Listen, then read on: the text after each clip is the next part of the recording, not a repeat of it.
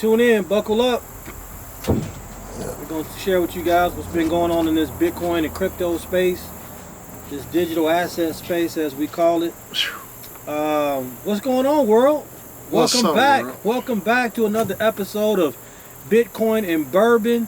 I am your man, Marty, the Sat Stacker. This is my man right here, Bitcoin Block, aka Crypto Jones. Listen, we got the Labor Day edition. Now, as you can see, we don't have bourbon today. We actually sipping on some beer. It's Labor Day in the U.S. and Canada, and so what better way to switch it up and have a cold beer on Labor Day? But today we're gonna discuss what happened in the month of August in Bitcoin, and I actually love what happened in the month of August in Bitcoin. Because it's going to teach you a lot. It's going to show you a lot about what this asset is, and that's how we're going to kick it off. How would you describe the month of August, Block? The month of August, I ain't gonna lie, it's more like, because it's tied to today's topic, shaking out. Where it's like, I understand now that they manipulate this because it went from 124,000 right back down to roughly 108, 109. So it's like, that person from the outside looking in, they probably pulled their money in because you could tell a lot of liquidation was escaped from the market because of that. A lot of retailers get shooken out, and that's today's topic, shaking out.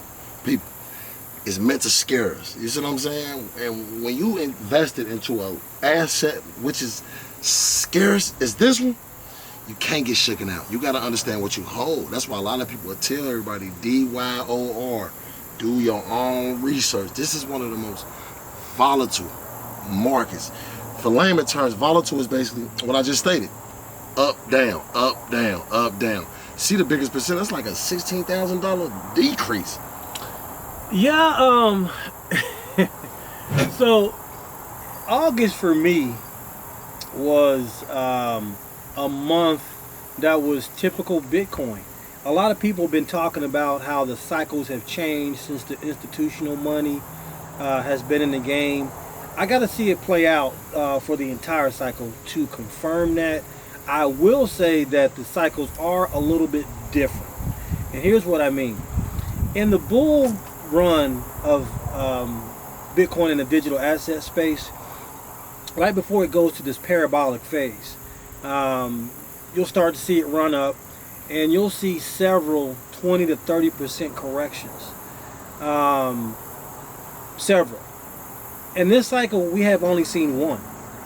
Back in December, Bitcoin ran up to $107,000, a little bit over $107,000, before correcting all the way back down to 76. That was the only, and that happened in April. That was the only 30% correction that we've had in this cycle. And Bitcoin, typically, if you look back at the charts, in every cycle, Bitcoin has a 4-year halving cycle. That's what we're talking about, these 4-year halving cycles. And in these cycles, you have several 20 to 30% drawdown. Even what we experienced here in August wasn't even a 20% correction. It was a 14, 15% correction. We touched an all-time high. We reached over $124,000 per coin. And we retraced back to 107. Yesterday was like 107.7. Yeah. All right, a 14, 15% correction. Love it. And people wigging out. And so what happens is, Block, is you got a lot of people that bought in at 124,000, which is nowhere near Bitcoin's top. All right, and they seen Bitcoin and how volatile an asset is retraced back down to 107. Those same people, I guarantee you, Block, they got shook out. They sold at some point, I don't know, 110, 115, and then they're going to buy back in at 130. Easy. That's just the name of the game. And they do this, they do it, it's rinse and repeat, rinse and repeat. And this is how you get absolutely wrecked. And this is why you have to understand this asset, and you have to understand and know what you hold. See, me and Block, we saw the pullback, and we were like kids in the candy store. Bye. Hey, we had smiles on our face like the Joker. Whenever you see crypto on this period, oh man, you just bad. And people, I want you to understand, when it's in the red, that's the bear market. That's when they say you make the most money. Also, you make the most money. If you in it for that reason, you make the most money on those dips. That pullback, even though we buy every day, right? Like for instance, say I buy $25, $100, $50. Those particular pullbacks, I throw all in. I 3, 4, 5 grand in if I got it. Yeah. Because that's when you make the most money, people. You gotta put yourself in the investors, man. If you want to get rich, just peep this as a rich person. And I don't want certain people in the market. What would I do? Drop the prices to the point where it's like the average person, when you get in it, you see, I was the same way, people. I was the same way, and I beat myself up a lot. But you don't gotta beat yourself up. That's what you got us here for.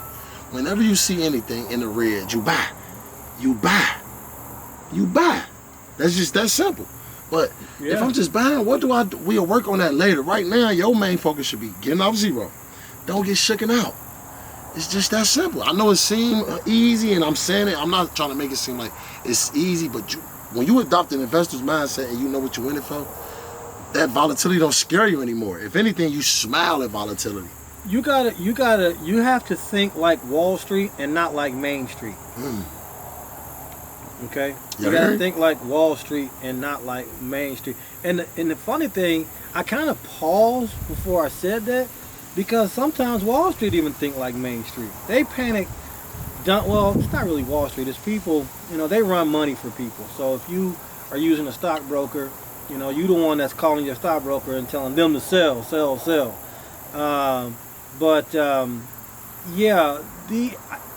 we saw Bitcoin correct back down to 105, that wouldn't surprise me at all.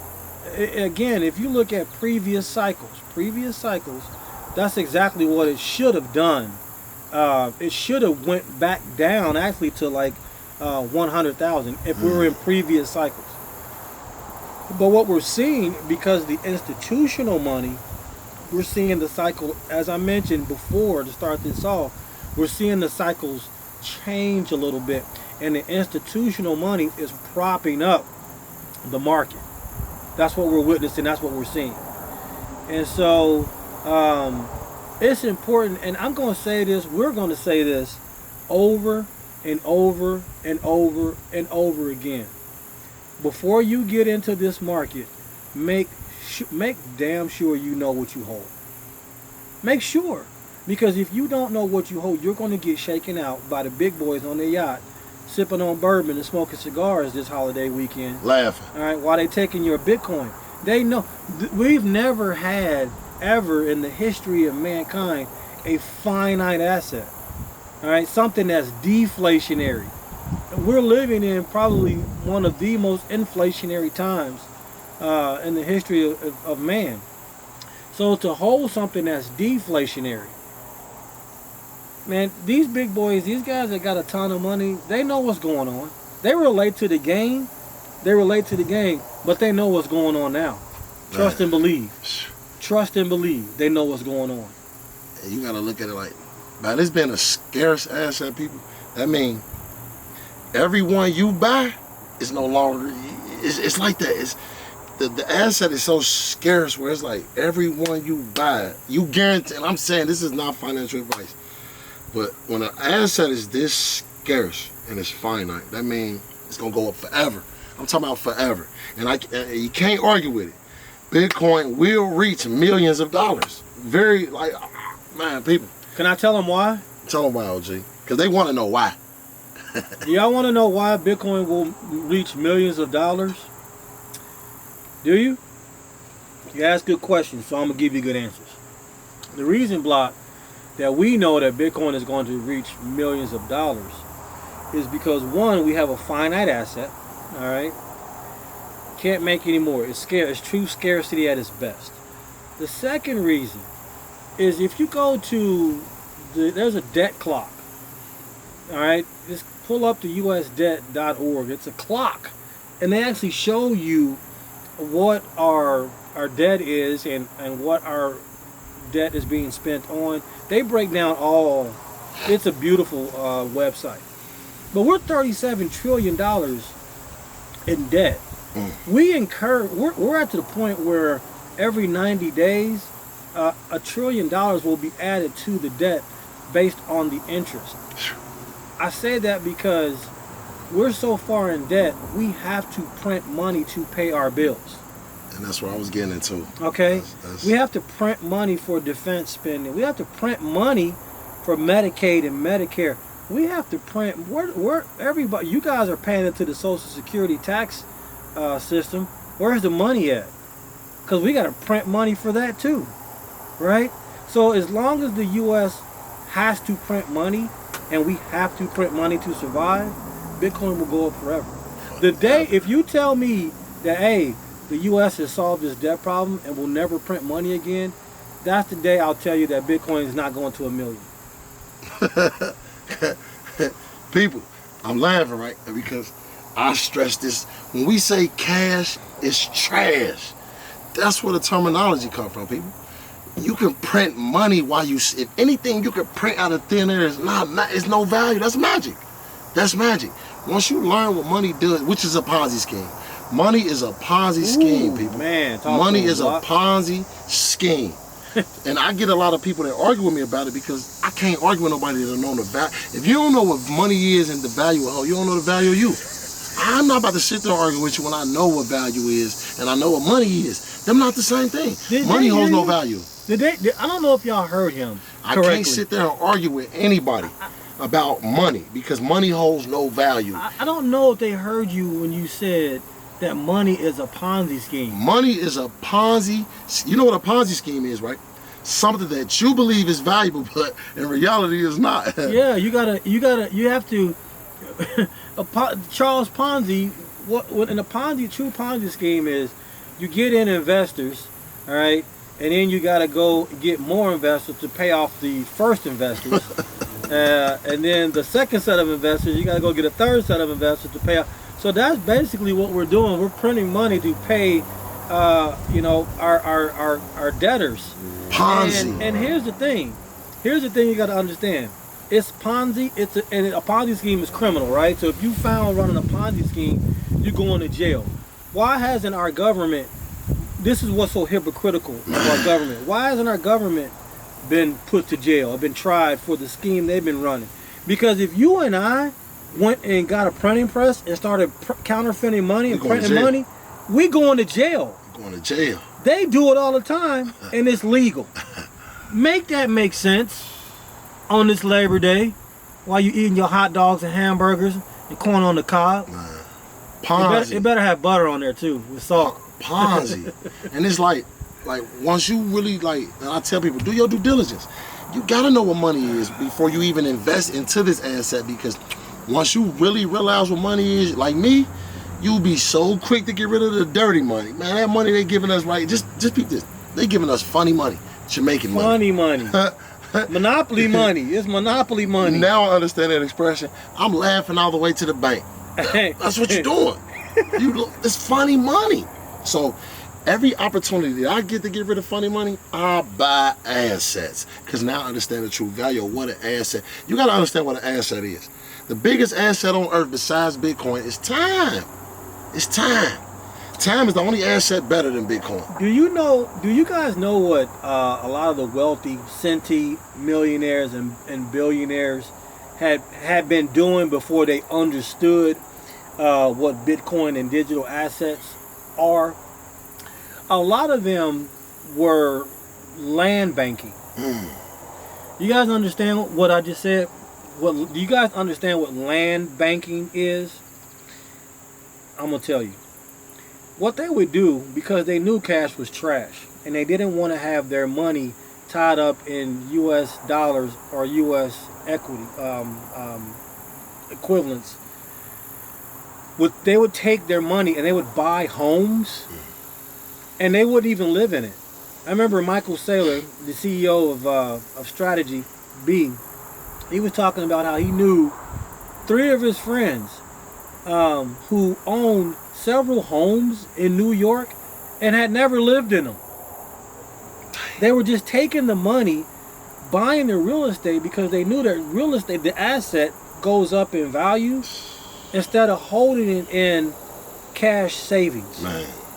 So they were literally land banking, buying and see, this is part of the reason why home values are sky high, because you got so many people that got a lot of money They've been land banking, just buying homes, just so that at the very least it would hold the value of their money, because they knew keeping their money in the bank, it would lose value. People, your money lose value in banks. Savings account, you don't get nothing back. You get 0.57% interest on money that's yours, which is not yours. Banks, with this Bitcoin, right, you get a chance to be your own bank. Now, I understand there's a lot of people out there that like being told what to do. I understand there's a lot of people out there that like being controlled. With Bitcoin, it's freedom. With Bitcoin, it's time. I always tell people, compare Bitcoin to the sun. Compare Bitcoin. The sun don't stay up all day, people. You see what I'm saying? It doesn't. Right? It rises, it goes up, it comes down. It goes up, it comes down. It goes up. That's a great analogy. Man, Bitcoin is the sun. It's a great analogy. And what does the sun do? It gives you energy. It gives you energy. It powers you. Vitamin D. You get vitamin D from the sun. Because of Bitcoin, me and this guy, right, like, it's the time. It's not the money, people. I'm not look at me. I'm more of a person where, like, time. How valuable is time to you? When you go to work from a 9 to 5, I'm quite sure a lot of y'all do 16-hour shifts. You come home. You're not happy. With Bitcoin, Bitcoin is my job. I'm happy. I'm happy, people. That's all I'm trying to say. It's like, if you want your time back, Bitcoin. If you want your freedom back, Bitcoin. Cryptocurrencies. It's that simple. And let me expound on that, because Block just talked about getting your time back. Because the one of the greatest thefts in history is what's going on with what we're trading for our time. We trade fiat currency for our time. So we go and we add value to a company, to our business, and in return we get they trade us currency which is being debased 3 to 4% every year. So tell me is that not the greatest heist ever? So what the wealthy among us have figured out, they knew this long before we knew it, long before we caught on and picked up the playbook to this wealth accumulation game. They realized that the way to get wealthy was to acquire assets, right? Was to take the fiat as fast as they possibly can and to transmute that into assets. All right? Real estate, gold, silver, now Bitcoin and digital asset space. So before the digital asset space was here, they had already been transmuting their fiat gains into hard assets. Been doing that. Now that they discovered Bitcoin in the crypto space, they are head over heels, because believe me, if you're a centimillionaire or a billionaire, you know money. You know money, okay? Unless you're a trust fund baby and you got money handed over to you, you know money. And now that they're taking a second, maybe third look at this asset called Bitcoin and crypto, they say, oh wow, okay? And the thing that you should be encouraged about, the thing that you should understand, is that we're still early in this space. So this pullback right here, instead of being panicked and panic selling, you should be excited and panic buying. Panic buying. All right? That's just advice, not financial advice. Not financial advice. But my opinion and the advice that I give to people that I coach who ask me or inquire about this asset called Bitcoin and crypto. And buy. Like he's saying, it's just more like, it's as simple as this. Once you start buying Bitcoin, you become Bitcoin. And I say that in an asset like this. When you start buying Bitcoin, now you understand that you are no longer buying, you are investing. So your time in Bitcoin becomes one, which is now you are no longer considered a consumer. You are considered an investor. Jeez, you just... That's simple. Yeah. Now, you know what? He said consumer, and then the word that just hit me, stung me like the bee that stung me yesterday, was consumerism. That's a whole different... I don't even want to go down that route because we don't have much time left in this episode. But we can actually pick that up on next Saturday, Bitcoin and Bourbon. Consumerism. Oh my goodness, man! Like that's a whole episode by itself. That's like 3 episodes. That's a series. That's a series. That's a series in it of itself. That's So, so just to play off of what you just said about consumerism, we have to stop buying liabilities and start buying assets. Like you know, me and wifey were just talking about like next year. I'm like, we're not buying anything. Man, like we're going on a spending freeze. And we're getting out of any bad debt that we have, and just really hunkering down and acquiring assets. That's what we're doing too. That's really it. And so we locked in. We locked in. So I love it, man, because we live in this superficial world, especially with social media, and so many people are on social media showing you their best day, okay, and not ever showing you their worst days. And we get sucked in to wanting to be like the Joneses, and taking this vacation or buying this purse or buying these shoes or taking this vacation, buying this car, when we really don't have the money to do that. Right? Well, we really should be taking those funds and buying assets with them. All right? Because these things that we're buying to try to please people who don't really care about us, you know, people don't give a crap about the stuff that you promoting on social media.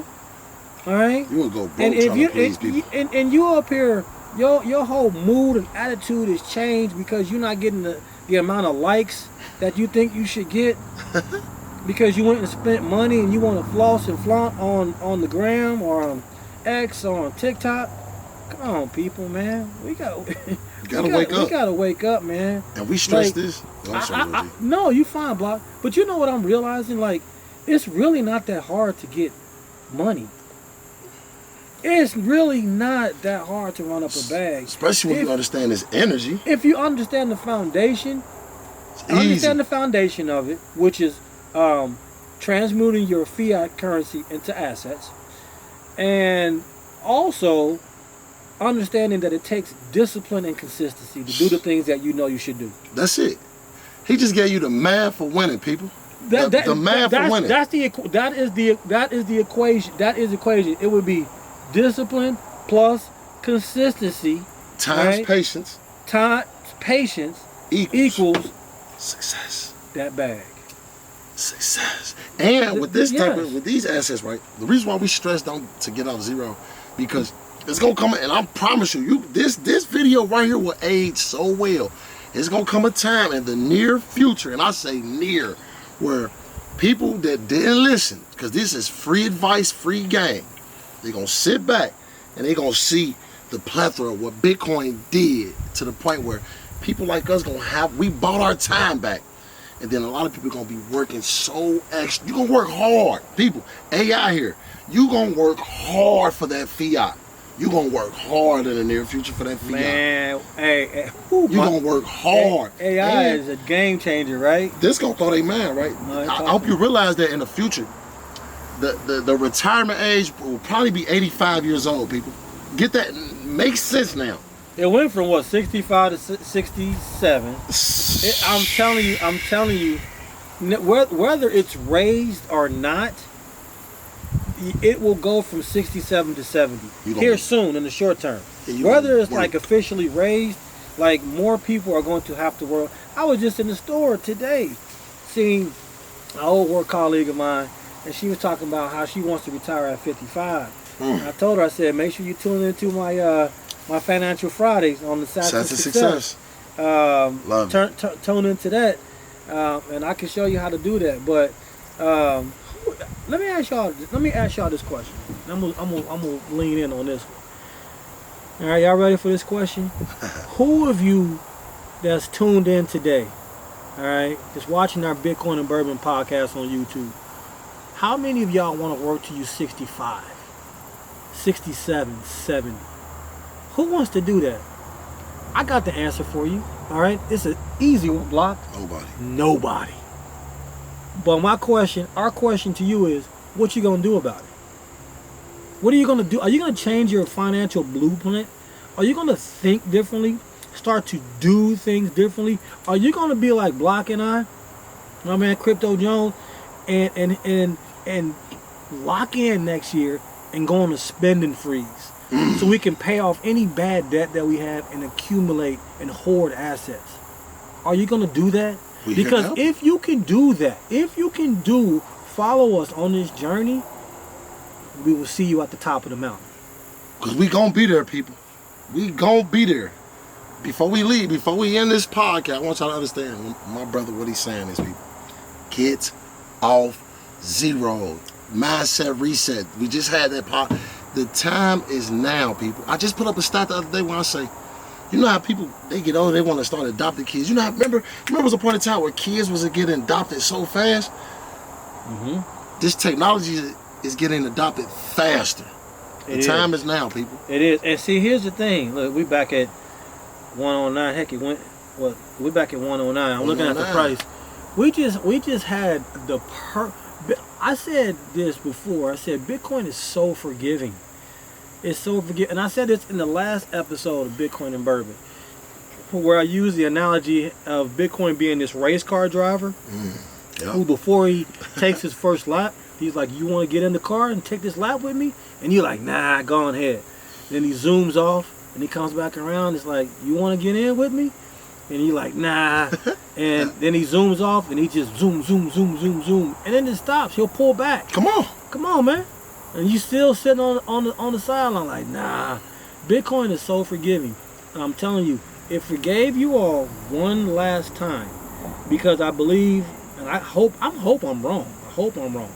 I believe this 107.8 that we saw is the last of that. Every time Bitcoin forms a new all-time, a lower low, it's like the last time we'll see that. Parabolic. All right? Like 100,000, and I hope I'm wrong, is the last time we saw $100,000 Bitcoin ever. And we're gonna hit a point where 115,000 will be the last time we ever see $115,000 Bitcoin.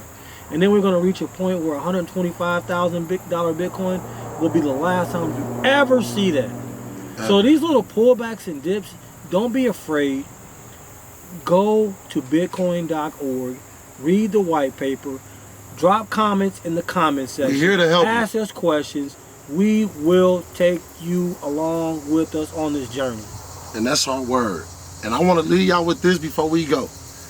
The moment you start investing your time into an asset is the moment your time becomes an asset. Period. That's a mic drop moment right there. We're going to leave it right there. Tune in to the next episode of Bitcoin and Bourbon, people. We love y'all. We love you. We appreciate you. Make sure you drop likes, comments, subscribe to the channel, turn on your bell notifications. Peace.